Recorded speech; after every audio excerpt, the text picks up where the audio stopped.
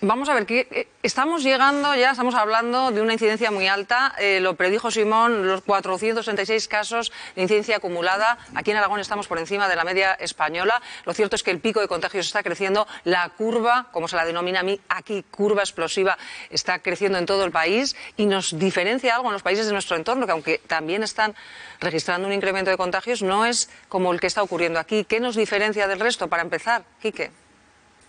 Bueno, algo tenemos que haber hecho mal, ¿no? Puesto que somos probablemente uno de los peores países en Europa ahora mismo. En todos los mapas de incidencia salimos en rojo oscuro y, por lo tanto, la situación en nuestro país, en prácticamente la totalidad del país, está yendo bastante mal.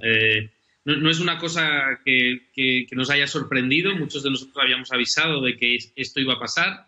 Lo que pasa es que como la trascendencia clínica de muchas de estas infecciones es menor, no se le ha dado toda la importancia que creemos que tiene, ¿no? Pero no nos podemos permitir estar en un país en el que se dieron ayer 46.000 nuevas infecciones. Si no tuviéramos las vacunas y su impacto, estaríamos todos encerrados en casa con reminiscencias de la primera ola. Es verdad que los epidemiólogos están diciendo todo el tiempo, cuidado que esto va a ocurrir. Ya pasó en Navidad y luego nos encontramos con los datos que nos encontramos. Lo estaban advirtiendo ahora y hemos vuelto a chocarnos con la realidad, que es ese elevado número de contagios. Se han tomado medidas después, como es cambiar la estrategia de vacunación, adelantar la vacunación de los jóvenes. Pero esto no se van a ver efectos a corto plazo. ¿Entendemos, Quique? Ni mucho menos, porque son muchos millones de jóvenes, todavía nos quedan muchos millones de otras personas no tan jóvenes a vacunar y, por lo tanto, hasta que lleguemos a tener una cobertura vacunal suficientemente alta como para ver efectos, estaríamos hablando de otoño, ¿no? Tenemos que hacer otras cosas, tenemos que añadir a las vacunas que han de continuar otras estrategias porque se nos ha ido de las manos claramente. ¿Y qué estrategias podrían ser como epidemiólogo? Porque algunas comunidades están pidiendo más restricciones. ¿Pasa por ahí o por qué otro camino? ¿Qué otra hoja de ruta se puede seguir? Evidentemente pasan por las mismas medidas que hemos experimentado en el pasado.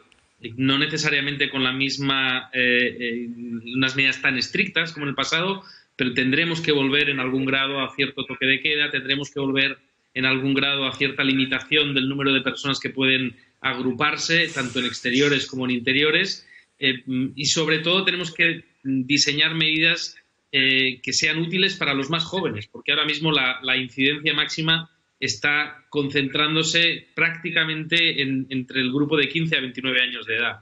No quiere decir que no haya infecciones en otros grupos de edad, pero que sobre todo están ocurriendo en ese grupo.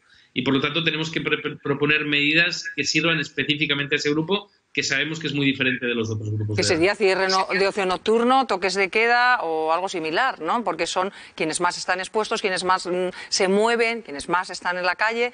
Podría ir por ahí. Exactamente. Y añadir a todo eso un buen rastreo de los positivos y de sus contactos y un seguimiento escrupuloso del confinamiento en caso de ser positivo o de ser contacto de positivo. Esto que es de primero de pandemia y que debería estar clarísimo para todos, no se está siguiendo bien ahora, quizá como consecuencia de la relajación, de la fatiga pandémica, pero eso es el ABC de la contención de la transmisión. Si nos infectamos, nos aislamos en nuestra casa y no nos movemos en 10 días. Si somos contacto de un positivo, nos aislamos en nuestra casa y no nos movemos en 10 días.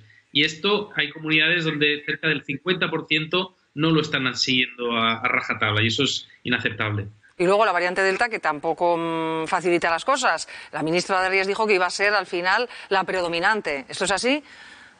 Sí, y se calcula que para agosto ya será la variante predominante en nuestro país. Ya lo es en algunas comunidades, no en la totalidad del país, pero evidentemente solo hace falta que miremos cerca de nuestras fronteras, en otros países donde ya lo es.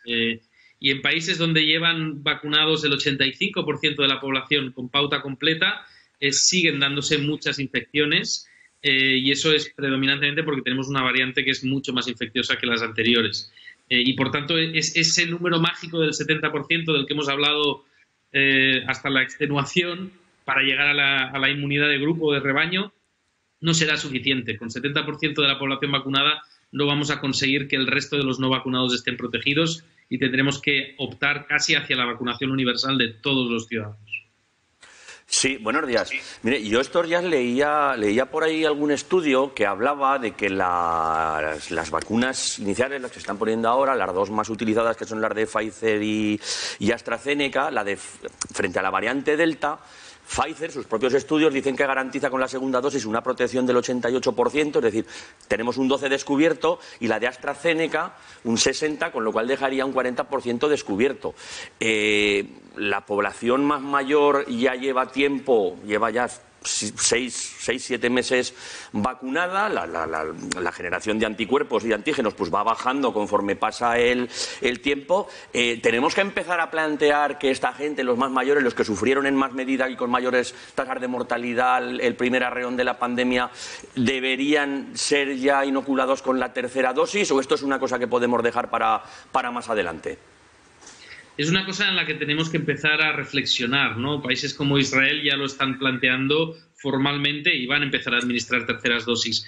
Pero no tenemos los suficientes datos como para decir todavía que con la dosis completa de 2 dosis no sea suficiente para proteger contra la enfermedad grave, que al final es lo que nos interesa evitar. La Organización Mundial de la Salud, el Centro de las Enfermedades Infecciosas de Atlanta, en Estados Unidos, han confirmado recientemente que con la pauta completa de 2 dosis debería ser suficiente, incluso contra variantes como la Delta, que son claramente mucho más infecciosas. Pero es verdad, Quique, que aquí teníamos en plató ayer una rastreadora que nos confirmaba que están viendo cada vez más casos de personas vacunadas contagiadas, aunque con síntomas leves. Exacto, sí. Hay que diferenciar muy claramente lo que es el riesgo de infectarse del riesgo de enfermar. Y a veces lo tratamos como si fueran sinónimos y no lo son. Las vacunas protegen sobre todo contra el riesgo de enfermar, de ponerse graves, pero no necesariamente protegen mucho contra el riesgo de infectarse. Y por eso estamos viendo casos, sobre todo por culpa de esta variante más infecciosa todavía, que están ocurriendo en personas con una dosis o con incluso la pauta completa, ¿no? Pero enfermedad en aquellas personas que tienen la pauta completa, aunque se han reportado algunos casos, eso es anecdótico y eso es extraordinariamente infrecuente. Es importante hacer esa distinción. Quique, abusamos un poco más ya que lo tenemos aquí. ¿Y qué pasa con quienes no se quieren vacunar? Está diciendo Andalucía que más del 70% de quienes tienen en UCI son personas que no se han querido vacunar. Sí, aquí hay que distinguir entre aquellos que no se han querido vacunar, y yo creo que evidentemente es criticable esto, y aquellos que no se han podido vacunar, ¿no?